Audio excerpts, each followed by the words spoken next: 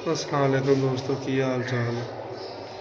मैं रात का जगराता वा जुत्तियां वाली दुकान है मेरी।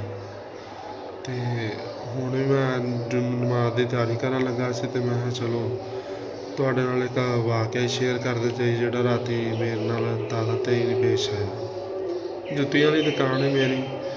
तो सुबह का तो मैं कल काम लगा सी, गाहकां दे विच रश भी बड़ा सी।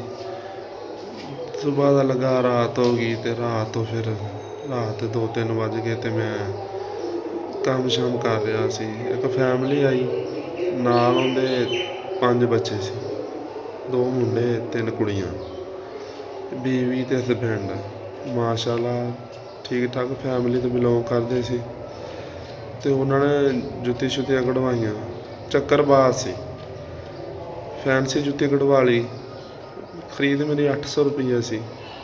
तो कदी होर कढ़वाई इधर उधर गल्लां दे विच सानूं सुस्ती पई सी। उन्होंने पता लग गया भी जरा भी हाज़र नाज़र नहीं है इन्हां दे देन।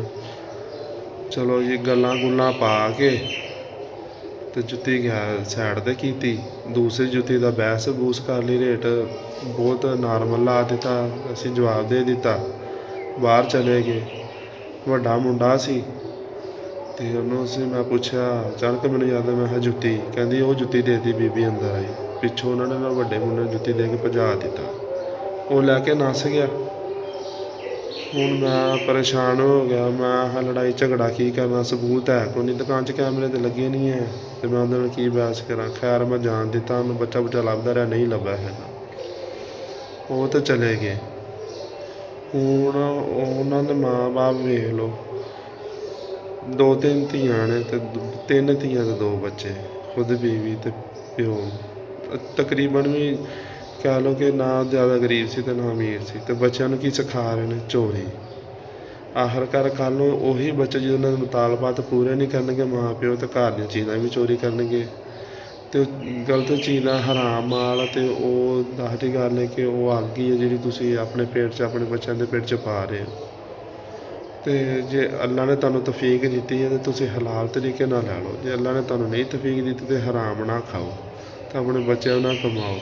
दारी गल कल नूं बच्चे जवान भी होणगे तो फिर जो माँ प्यो ने तरबियत की, दारी गल उन्होंने हराम काम ही करने ने। फिर गनाह किंदे सिर गया, माँ प्यो दे।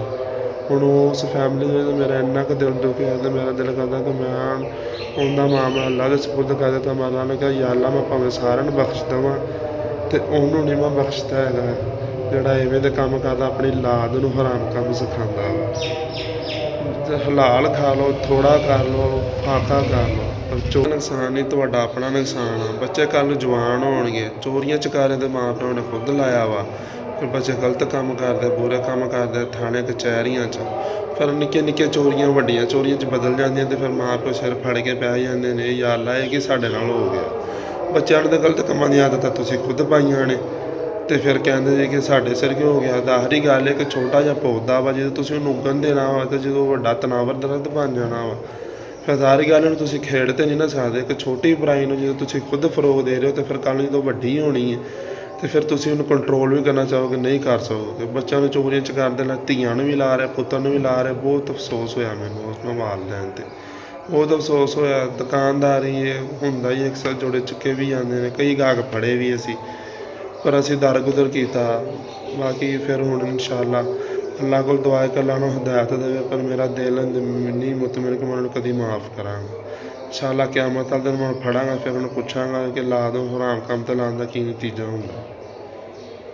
शुक्रिया अल्लाह।